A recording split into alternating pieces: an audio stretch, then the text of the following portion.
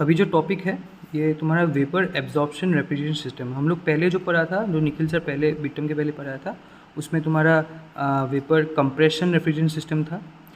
तो यहाँ क्या होता है ना, यहाँ जस्ट डिफरेंस यही है कि कंप्रेसर की जगह एक तुम्हारा एक सिस्टम होता है एब्जॉर्बर, पंप, जनरेटर और एक रिड्यूसिंग वाल्व का, जो कि यहाँ पे लिखा हुआ है। It is similar to vapor compression refrigeration system, just the only difference is that here a compressor is replaced by this, an absorber, a pump, a generator and a pressure reducing valve। मतलब पहले क्या होता था, पहले evaporator से सीधा जाता था कंडेंसर में। अभी कंडेंसर नहीं है, यहाँ पे कम्बिनेशन है पूरा। ठीक है, इस कम्बिनेशन को समझेंगे कि ये कैसे वर्क करते हैं, पूरा सर्कल कैसे, पूरा सर्कल तो सेम, पूरा सर्कल सेम, सिर्फ ये कम्बिनेशन को समझेंगे कि ये कैसे काम करता है। ठीक है, उसके पहले ये जो तुम्हारा इस सिस्टम में जो रेफ्रिजरेशन यूज़ होता है, रेफ्रिजरेशन और एब्जॉर्बेंट का, यहाँ पे दो फ्लूइड होता है।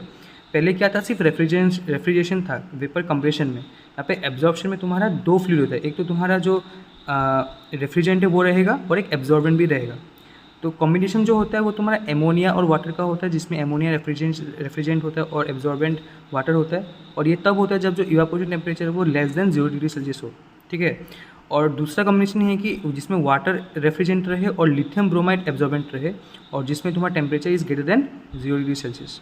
ठीक है, और अभी let's understand how this works. पहले तो ये इवापोरेटर में तुम्हारा जो लिक्विड एमोनिया आया एज ए रेफ्रिजरेंट, ये क्या करेगा, यहाँ पे ये रेफ्रिजरेशन इफेक्ट दिखाएगा। मतलब क्या होगा, ये सराउंडिंग से हीट एब्जॉर्व करेगा, ठीक है, खुद वेपोराइज होगा और एनवायरनमेंट को कूल रखेगा। यही तो है ना।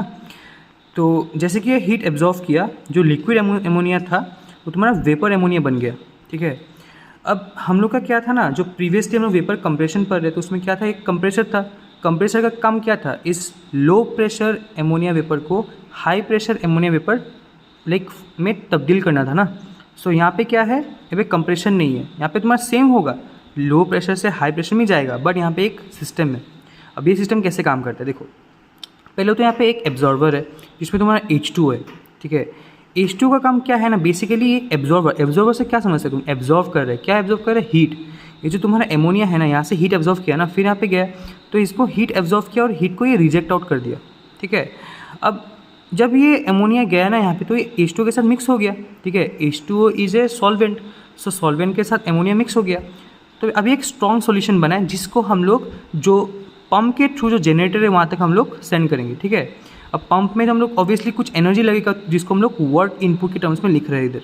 ठीक है, जो स्ट्रॉन्ग सॉल्यूशन है ये यहाँ पे गया।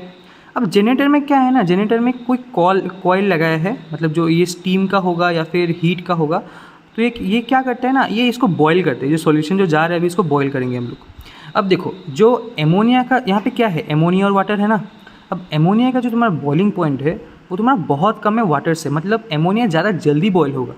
ठीक है, थोड़ा ही हीट देने से एमोनिया जो है वो हाई प्रेशर में निकल जाता है, और जो बचा कुचा वाटर है वो हम लोग एक्सपेंशन वाल्व के थ्रू नीचे लेके आते हैं फिर से। ठीक है, यही प्रोसेस है, वाटर एक बार ऊपर जाएगा, नीचे आएगा, और जो लो प्रेशर एमोनिया वेपर था वो गया और वो हाई प्रेशर एमोनिया वेपर में निकल गया। ठीक है, अब नेक्स्ट जो प्रोसेस है पूरा सेम है। ये एक कंडेंसर में जाएगा, कंडेंसर का काम क्या था, कंडेंस करना, मतलब क्या, टेम्परेचर कम करना। ये वेपर से जाएगा लिक्विड में, अभी फेस चेंज हो जाएगा इसका। फिर still this is in high pressure, but हम लोग को चाहिए क्या, लो प्रेशर। तो हम लोग इसको एक एक्सपांशन वाल्व के थ्रू पास करेंगे, जिसमें इसका प्रेशर है वो घट जाएगा। ठीक है, this is the complete cycle. अब इस साइकिल का जो COP होता है, डेट इज सिंपली कितना हीट एब्जॉर्व किया डिवाइड बाय कितना हीट देना पड़ा इसको। ठीक है, देखो एब्जॉर्व कितना किया, QV, देना कितना पड़ा, एक तो Q in the generator as heat और स्टीम, और दूसरा है वर्क के फॉर्म में भी एक हीट दिया। मतलब ये जो पंप है ना, ये भी कुछ वर्क इनपुट ले रहा है, तो ये वर्क भी आएगा। मतलब टोटल क्या हुआ, QV divided by Q plus W। ठीक है, अभी कुछ की डिफरेंस, पहले तो की डिफरेंस तुमको मालूम ही है कि जो कंप्रेशन में उसमें कंप्रेसर यूज़ होता है, जो एब्जॉर्प्शन होता है उसमें एक सिस्टम पूरा यूज़ होता है। और उसके अलावा जो COP में जो डिफरेंस है वो देखो, COP ऑफ VCRS, कंप्रेशन में COP ज़्यादा अच्छा है रेदर देन एब्जॉर्प्शन में, जो हम लोग अभी पढ़े। ठीक है, देन VCRS का एक बैक थिंग ये है कि कंप्रेशन में क्या होता है ना, जो रेफ्रिजरेशन कैपेसिटी है वो 1000 टन्स के अबव नहीं जाता है, बट VARS जो हम लोग अभी पढ़े, वेपर एब्जॉर्प्शन रेफ्रिजरेशन सिस्टम, यहाँ पे 1000 टन्स के ऊपर भी जाता है। फिर जो वेपर कंप्रेशन था जो पहले पढ़ा था, उसमें जो हम लोग CFC यूज़ कर सकते हैं, HFC यूज़ कर सकते हैं, हाइड्रोक्लोरोफ्लोरोकार्बन, ये भी मतलब different types of refrigerant use कर सकते हैं। But in VARS we can use only water and ammonia, ठीक है। अब energy input in terms of VARS is less compare to VCRS, obviously because VCRS में कंप्रेसर होता है जिसमें कुछ इलेक्ट्रिसिटी चाहिए होगा, ठीक है, उस पर इनपुट ज़्यादा है, मतलब एनर्जी उसमें ज़्यादा स्पेंड हो रहा है। बट इन VARS यहाँ पे वो वैसा कुछ इनपुट है नहीं, बिकॉज यहाँ पे जो स्टीम है इसको तुम कहीं भी थोड़ा धुआं लेके आ जाओ, ऐसा नहीं है, बट स्टिल मतलब इसमें तुम्हारा एनर्जी इनपुट बहुत कम है, ठीक है। सो ये हो गया तुम्हारा VCRS, सॉरी VARS। नेक्स्ट है तुम्हारा डोमेस्टिक इलेक्ट्रोलक्स रेफ्रिजरेशन सिस्टम, जो कि जिसको ये नाम भी दिया गया है कि ट्री फ्लूइड एब्जॉर्प्शन सिस्टम। अब इसको ट्री फ्लूइड क्यों बोलते हैं, ठीक है, सॉरी इसको पहले उसके पहले देखो कि ये जो DERS है, जो डोमेस्टिक इलेक्ट्रोलक्स रेफ्रिजरेशन, इसमें DERS बोल रहा हूँ। तो जो DERS है इसका मेन, इसको लाया इसलिए ये था क्योंकि ये पंप को एलिमिनेट कर देता है। पंप क्या है, पंप एक मोटर टाइप का है जो कि बहुत आवाज़ करते हैं। सो उस नॉइज़ को अवॉइड करने के लिए, उस पंप को अवॉइड करने के लिए हम लोग DERS को बनाया है। इसमें जो तुम्हारा 3 लिक्विड एब्जॉर्प्शन सिस्टम बोलते हैं, इसको क्यों बोलते हैं, बिकॉज यहाँ पे 3 फ्लूइड यूज़ किया है, ठीक है। एक तो NH3, एक H2O, एक H2 गैस। NH3 क्यों, बिकॉज ये कूलेंट है, मतलब ये कूलेंट बोल लो, रेफ्रिजरेशन बोल लो, सेम ही है। फिर H2O, जिसकी मैंने बोला ये सॉल्वेंट है और ये NH3 को सॉल्युबल होता है, ठीक है। जो NH3 है ये H2 में सॉल्युबल है। फिर H2 गैस, H2 गैस क्या है, एक नॉन कोरोसिव लाइट गैस है, मतलब ये तुम्हारा जो इवापोरेशन है उसको रेट बढ़ा देता है, ठीक है। और एक चीज़ ये इंपॉर्टेंट है कि H2 गैस जो है ना वो वाटर में इनसॉल्युबल है, ठीक है, वाटर में सॉल्युबल नहीं होता वो। अभी ये प्रोसेस देखो, पहले तो ये प्रोसेस को तुमको बनाना आना चाहिए, फिगर को बनाना आना चाहिए। वेरी सिंपल, यहाँ पे भी वही है, एक इवापोरेटर है, एक एब्जॉर्बर है, एक जनरेटर है और एक कंडेंसर है। बस उसके बीच में तुम्हारा ये भी मिलेगा कि एक हीट एक्सचेंजर भी मिलेगा और एक रेक्टिफायर मिलेगा तुमको। पहले तो तुमको ये 6 जो है, 1 2 3 4 5 6, ये 6 को बाहर लिखना है। फिर क्या करना है, एक फ्लो बनाना है, जो इवापोरेटर से निकलेगा, एब्जॉर्बर में जाएगा, फिर हीट एक्सचेंजर में जाएगा, फिर जनरेटर में जाएगा, फिर रेक्टिफायर में जाएगा और फिर कंडेंसर में जाएगा, एंड लास्ट फिर से ये इवापोरेटर में आएगा।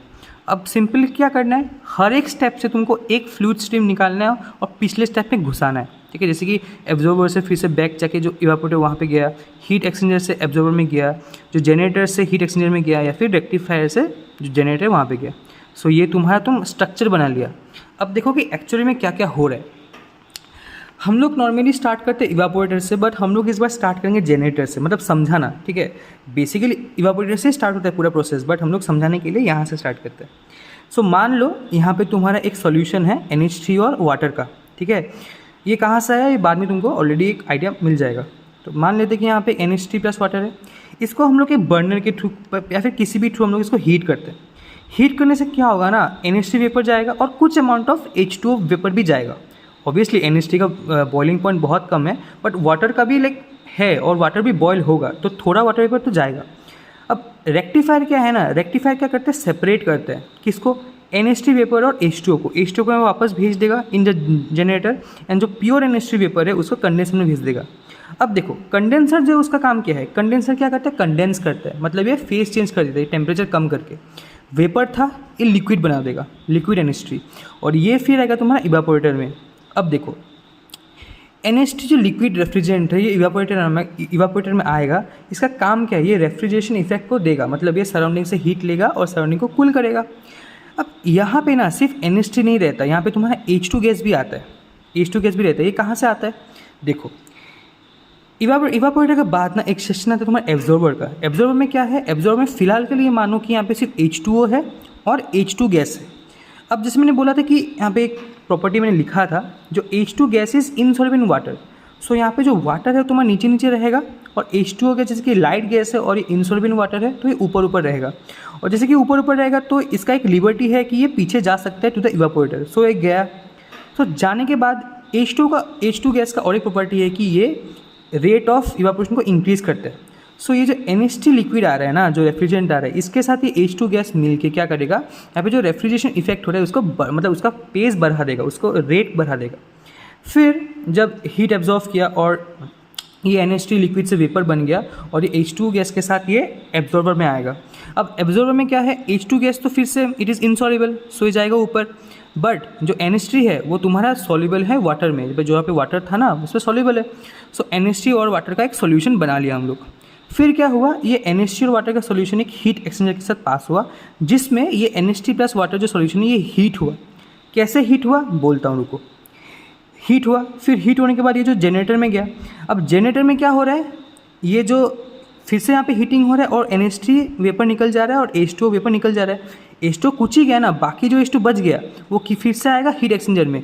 और याद रखो यहाँ पे हीटिंग चल रहा था तो ये वार्म H2O होगा, ठीक है। और जैसे कि वार्म H2O यहाँ से जाता है तो हीट एक्सचेंजर में क्या होता है, ये इसका जो हीट है ये जो NH3 प्लस H2 सॉल्यूशन को दे देता है, ऐसे हीटिंग करता है, ठीक है।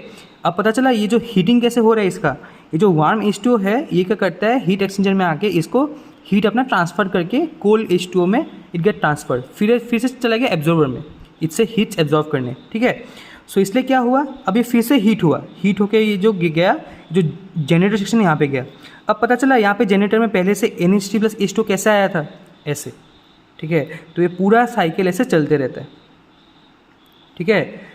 तो अगर समझ में नहीं आया तो थोड़ा बैक करके फिर से ट्राई करो देखने का, तब से सारी समझ में आ जाए। फिर से भी ना आया तो मेरे को बोलना, मैं तुमको डिफरेंटली थोड़ा ट्राई करूँगा एक्सप्लेन करने के लिए। इसके बाद आया है कि एक तो तुम इसका एडवांटेज पढ़ लिया है कि ये पंप को नेगलेक्ट करता है, दूसरा ये है कि ये थोड़ा लो मेंटेनेंस है ऑब्वियसली, फिर इसमें कोई लुब्रिकेंट तो है नहीं, तो नो वेयर एंड टेयर, और एक लीक प्रूफ है, और इसमें no chance of pressure unbalancing, तुमको कहीं भी हाई प्रेशर लो प्रेशर दिखा नहीं होगा। सो ऑब्वियसली फिर there is no needs of valves भी were absence in that process.